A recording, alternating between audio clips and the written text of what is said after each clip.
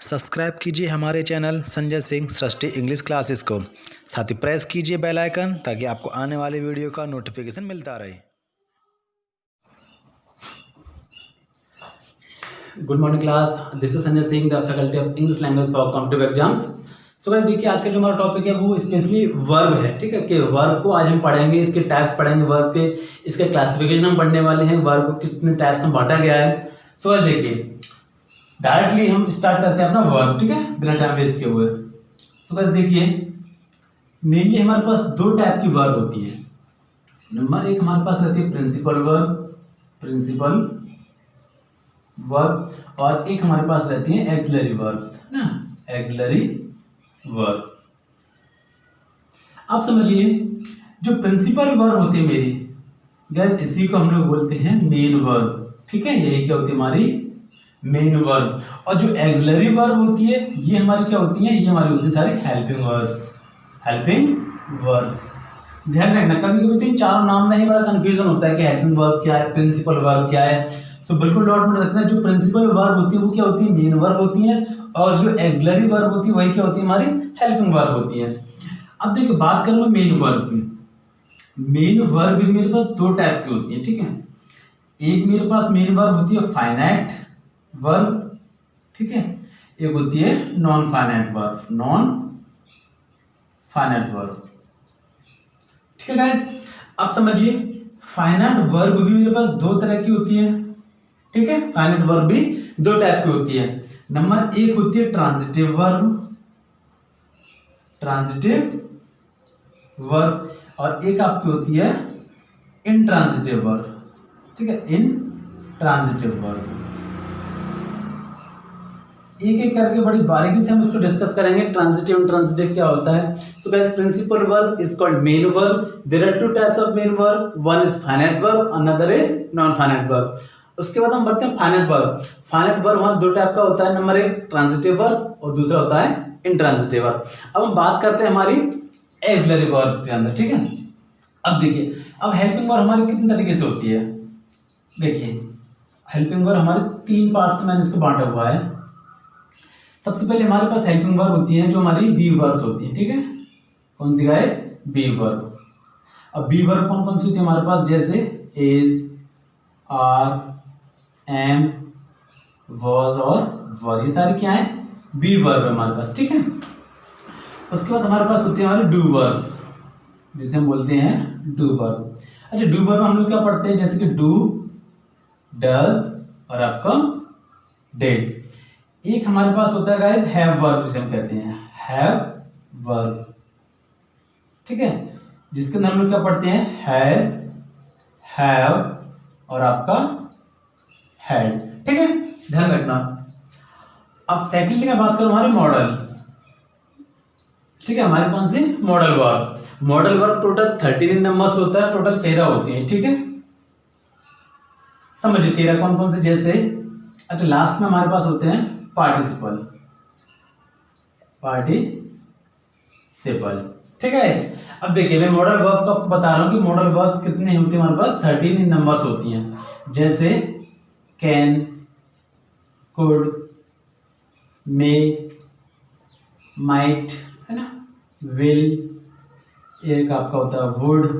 ठीक है, एक आपका हुआ शैल, एक आपका हुआ शुड, गॉट इट, एक आपका वो मस्ट। ठीक है, एक आपका वो यूज्ड टू, एक आपका होता है डियर नॉट, एक आपका होता है नीड नॉट। ठीक है, एक लास्ट में आपका बचता है आउट टू। सो गाइस देखिए, सबसे डियर और नीड, ये नॉट के साथ में अपना मॉडल वर्ब बनाते हैं, बिना नॉट के ये लोग मॉडल वर्ब नहीं बनाते। ठीक है, अब सुनिए, पार्टिसिपल्स हमारे हेल्पिंग वर्ब के अंदर आते हैं। ठीक है, सो गाइस ये पूरा मैंने आपको स्ट्रक्चर समझाया हुआ है, बड़ी बारीकी से देखिए आप इसे। ठीक है गाइस, ये मैंने आपको पूरा वर्ब समझाया हुआ है कि principal verb, main verb, auxiliary verb, helping verb. Principal verb के अंदर मेन वर्ब्स आती हैं, फाइनाइट, नॉन फाइनाइट, इन सबको मैं एक एक करके आपके सामने डिस्कस करता हूँ। ठीक है, सो गाइस इसको समझ लीजिए एक बार कि बी वर्ब, ध्यान रखना, बी वर्ब 5 होते हैं मेरे पास, इज, आर, वाज, वर। ठीक है, बीइंग और बीन भी इसी के अंदर आती हैं। Do verb, do does did, have verb, has a had. Models का ध्यान रखना, मॉडल 13 होती है टोटल इन नंबर्स पर, है ना, इस बात का ध्यान रखना।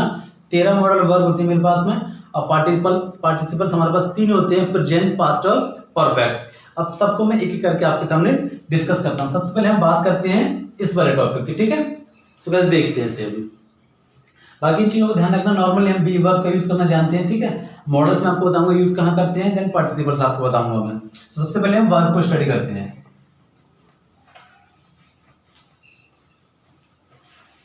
बड़ी बारीकी से गाइस समझना पूरी वीडियो को, सारा टॉपिक अच्छे से कवर करूंगा। देखिए गाइस, सबसे पहले मैं बात करता हूं फाइनाइट वर्ब की। फाइनाइट वर्ब, देखो वह वर्ब जो सब्जेक्ट के नंबर और पर्सन से बदलती है, सो बस एक ऐसी वर्ब जो सेंटेंस के नंबर और पर्सन से प्रभावित होती है, जो अपने सेंटेंस के सब्जेक्ट के नंबर से बदल जाती है, उसे हम बोलते हैं फाइनाइट वर्ब। एग्जांपल के तौर पर समझिए, मैंने बोला ही गोज और दे गो, यानी कि समझिए पहले अगर मैंने वहां पे ही लिखा तो मैंने यूज किया था गोज, और जैसे मैंने वहां पे उसका जो सब्जेक्ट का पर्सन बदल दिया तो यूज क्या किया मैंने, गो। जैसे मैंने बोला सी प्लेज, एक मैंने बोला आई प्ले, यानी कि ये जो वर्ब है वो कैसे बदल रही है, फिर सब्जेक्ट के नंबर और पर्सन से बदल रही है इस समय, ठीक है। यानी कि सेंटेंस के सब्जेक्ट के हिसाब से मेरी क्या चेंज हो रही है, वर्ब चेंज हो रही है। तो वो वर्ब जो सेंटेंस के सब्जेक्ट के हिसाब से बदल जाए वही क्या होती है, आपकी फाइनाइट वर्ब। दूसरी आप समझिए नॉन फाइनाइट वर्ब क्या होती है। नॉन फाइनाइट वर्ब, ठीक है। नॉन फाइनाइट वर्ब आपकी होती है कि वह वर्ब जो टेंस के अकॉर्डिंग बदलती है, जो टेंस के अकॉर्डिंग बदलती है, ठीक है। अब समझना कैसे, मैंने एग्जांपल लिखा है यहां, आई एम प्लेइंग, ठीक है। मैंने लिखा आई हैव प्लेड, एक मैंने लिखा आई प्ले। अब मेरी बात को जरा ध्यान समझना, यहां मैंने यूज किया कॉन्टिन्यूअस, यहां मैंने यूज किया परफेक्ट, और यहां मैं यूज कर रहा हूं इंडेफिनिट टेंस का यूज। अब देखो ये जो वर्ब है वो सेम रही मेरी, नहीं रही। देखो सब्जेक्ट मेरा सेम रहा, फिर भी वर्ब सेम नहीं रही, ठीक है। यानी कि यहाँ पे ये जो वर्ब है वो सब्जेक्ट से नहीं बदल रही है, सब्जेक्ट मैंने सेम रखा लेकिन फिर भी मैंने बदल दी। यहाँ वर्ब बदल रही है आपकी टेंस के अकॉर्डिंग, ठीक है। अब देखो यहाँ पे मैं चाहे कोई सा भी सब्जेक्ट रख दूं, यहाँ मैंने आई रखा, इसलिए मैं क्या लगा दूं, आपका दे लगा दूं। मैंने बोला दे आर प्लेइंग, अब देखो सब्जेक्ट बदलने पर भी मेरी वर्ब बदली नहीं, बदली ना। मैंने क्या बताया था, जो वर्ब सब्जेक्ट बदलने पर बदल जाए, ठीक है, जो वर्ब सब्जेक्ट के अकॉर्डिंग बदल जाए वो क्या होती है आपकी फाइनाइट वर्ब, और जो टेंस के अकॉर्डिंग वर्ब बदलती है वही आपकी होती है नॉन फाइनाइट वर्ब। देखो यहाँ मेरा सब्जेक्ट सेम रहा, मैंने सब्जेक्ट बदल दिया अपना, फिर भी मेरे पास ये वर्ब नहीं बदली, यहाँ भी प्लेइंग और यहाँ भी प्लेइंग। अब ये प्लेइंग कब बदलेगी, प्लेइंग तब बदलेगी जब मैं कोई ना कोई दूसरा टेंस यूज करूंगा, यानी कि चाहे मैं कॉन्टिन्यूअस के अंदर कोई भी सब्जेक्ट लगा दूं, प्लेइंग मेरे पास हमेशा प्लेइंग ही रहेगा। आई हैव प्लेड, आप इसकी, अब ये सेंटेंस मेरा परफेक्ट का है, अब आप ये किसी भी सब्जेक्ट का यूज करो, प्लेड आपका नहीं बदलेगा, ठीक है। यानी कि बोला सेंटेंस में कि भाई ये प्लेइंग कौन सी वर्ब है, फाइनाइट या नॉन फाइनाइट। सो गाइस यहाँ पे ये नॉन फाइनाइट वर्ब है, ध्यान रखना। और इस टेंस में पूछे कि भाई ये प्ले कौन सी वर्ब है, सीधा समझ लेना कि आप इसको चेंज करके देखो, अगर यहाँ बदलने से ये बदलती है तो ये आपकी फाइनाइट वर्ब है। सो ध्यान रखना, फाइनाइट वर्ब सब्जेक्ट से बदल जाती है और नॉन फाइनाइट वर्ब आपकी टेंस के अकॉर्डिंग बदलती है। सो गाइस इसको नोट करना बड़ी बारीक तरीके से, ठीक है।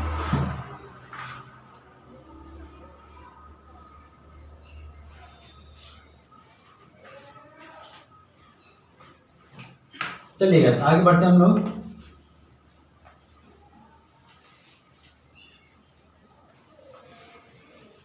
अब देखिए फाइनाइट वर्ब को मैंने 2 कैटेगरी में बांटा गया था। फाइनाइट वर्ब को क्या बांटा था, एक ट्रांजिटिव और एक आपका इंट्रांजिटिव। ठीक है, देखिए समझते हैं। सो गाइस देखिए ट्रांजिटिव वर्ब वो होती हैं, इसको हम लोग देखो कि जब किसी वर्ब के बाद कोई डायरेक्ट ऑब्जेक्ट आ जाए, ठीक है, जब डायरेक्ट ऑब्जेक्ट आने की पॉसिबिलिटीज हो, वो हमारी होती है ट्रांजिटिव वर्ब। और इंट्रांजिटिव वर्ब क्या होता है कि इसमें वर्ब के बाद हम लोग कभी भी डायरेक्ट ऑब्जेक्ट यूज नहीं कर सकते। अब समझिए किस तरीके से, मैंने सेंटेंस बोला आई प्ले, ठीक है, अब एक सेंटेंस बोला मैंने आई स्माइल, ठीक है, मैंने बोला आई प्ले, मैं खेलता हूँ। क्या मेरे पास यहाँ कोई ना कोई ऑब्जेक्ट आने की पॉसिबिलिटीज हैं? मैं खेलता हूँ, यानी कि आपको सेंस निकालना है व्हाट का। मैं खेलता हूँ क्या, क्रिकेट। मैं खाता हूँ क्या, खाना। मैंने बोला दे ईट, सेंटेंस इतना है। अब मैंने बोला ये कौन सी वर्ब है आपके पास, ट्रांजिटिव इंट्रांजिटिव। क्या ईट के बाद ऑब्जेक्ट आने की पॉसिबिलिटीज हैं? बिल्कुल है। आप ईट के बाद क्या लगा सकते हो, आई ईट एप्पल्स लगा दो, ठीक है, एप्पल लगा दो। अब मैंने बोला आई स्माइल, क्या आपको स्माइल के बाद कोई डायरेक्ट ऑब्जेक्ट आ सकता है? मैं हंसता हूँ, मैं मुस्कुराता हूँ, क्या आपको यहाँ व्हाट का आंसर नहीं मिल सकता। उस कंडीशन में आपकी कौन सी वर्ब हो गई, इंट्रांजिटिव वर्ब। जैसे मैंने एग्जांपल दिया आपको, सी वीप्स, वह रोती है। अब यहाँ व्हाट का आंसर लेके आओ, वह रोती है क्या। क्या वीप के बाद आप ऑब्जेक्ट लगा सकते हो, डायरेक्ट ऑब्जेक्ट? बिल्कुल नहीं आ सकता। सी वीप्स अपने आप में, क्योंकि ये इंट्रांजिटिव वर्ब, अकर्मक क्रिया जिसे हम कहते हैं, इसके बाद में हम लोग सब्जेक्ट ऑब्जेक्ट नहीं लगा सकते, ठीक है। और दे ईट एप्पल्स हम यूज कर सकते हैं। जैसे मैंने एग्जांपल बोला वी बाय, हम खरीदते हैं क्या, क्या लगा सकते हैं, we bought, we buy books, ठीक है, ऑब्जेक्ट आ सकता है। जैसे मैंने यहां बोला वी लाफ, हम हंसते हैं क्या, क्या आपको यहाँ व्हाट का आंसर मिल रहा है? बिल्कुल नहीं आ सकता सर। वी लाफ, हम हंसते हैं, केवल सेंटेंस इतना ही है आपका ये, इसके बाद डायरेक्ट ऑब्जेक्ट नहीं आ सकता। बाकी आप यहाँ कोई भी क्लॉज यूज कर सकते हो। दूसरा मैंने बोला I smile at her, she weaves in the house, ठीक है, इन डायरेक्ट ऑब्जेक्ट आ सकता है, लेकिन डायरेक्ट इनकी जस्ट वर्ब कोई ऑब्जेक्ट नहीं आ सकता। यानी कि ये सारी वर्ब आपकी कैसी है, इंट्रांजिटिव वर्ब है, और ये सारी वर्ब आपकी कैसी है, ये आपकी ट्रांजिटिव वर्ब है। सो गाइस ध्यान रखना, ट्रांजिटिव वर्ब वो होती है जो अपने बाद ऑब्जेक्ट लाने की कैपेबिलिटी रखती है, और इंट्रांजिटिव वर्ब के बाद डायरेक्ट ऑब्जेक्ट आपका नहीं आता है, ठीक है ना गाइस। तो नोट कीजिए आप इसे।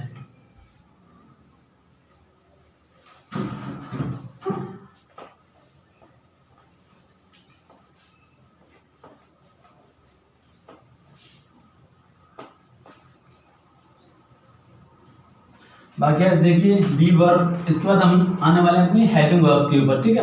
अब देखो बी वर्ब क्या होती है हमारे पास। बी वर्ब मैंने आपको बताया इज आर वॉज वर्ब, ठीक है, 5 हमारे पास बी वर्ब होती हैं। उसके बाद मॉडल्स मैंने आपको बताया 13 नंबर्स होते हैं, ठीक है। एक बार मॉडल्स को आपको डिस्कस कर दूं मैं। देखिए मॉडल वर्ब क्या होती है हमारी। मॉडल वर्ब वो वर्ब होती है जो किसी टेंस के सब्जेक्ट से नहीं बदलती हैं, ठीक है, किसी भी टेंस के सब्जेक्ट से नहीं बदलती हैं। जैसे मैंने बोला आई कैन डू इट, ठीक है। अब आई के साथ मैंने क्या लगाया, आपका कैन लगाया। अब आप यहाँ कोई भी सब्जेक्ट लगा दो, जैसे आप लगाते दे, तो वी कैन का क्या रहेगा, कैन रहेगा। आपने बोला वी, तो कैन का क्या रहेगा, वी कैन डू इट ही रहेगा। यानी कि मॉडल वर्ब वो होती है जो सेंटेंस के सब्जेक्ट के अकॉर्डिंग नहीं बदलती हैं। जैसे आपने बोला आई शुड गो, अब आई के साथ शुड लगाओ या वी के साथ शुड लगाओ, ठीक है, क्योंकि मॉडल वर्ब कभी भी सब्जेक्ट के अकॉर्डिंग चेंज नहीं होती हैं, ठीक है। वही हमारे पास क्या होती हैं, मॉडल्स होती हैं। तो बस देखिए आज का टॉपिक हम इतना ही रखते हैं अपना, ठीक है। आज हमने पूरा वर्ब का क्लासिफिकेशन पढ़ लिया है, कितने टाइप्स का वर्ब होता है, कौन कौन सी कैटेगरी में किस वर्ब को रखा गया है। इसके बाद हम नेक्स्ट वीडियो जो लेके आने वाले हैं उसमें हम सारे मॉडल वर्ब्स को बड़ी बारीकी से कवर करेंगे, ठीक है। कम से कम आधे से 1 घंटे का वीडियो रहने वाला है। वो पूरा मॉडल वर्ब हमको पढ़ना है, पूरा 13 को बड़ी बारीकी से हमको स्टडी करना है। तो बस आज के लिए हम वर्ब को इतना रखते हैं, ठीक है ना। तब तक के लिए have a good day, take care.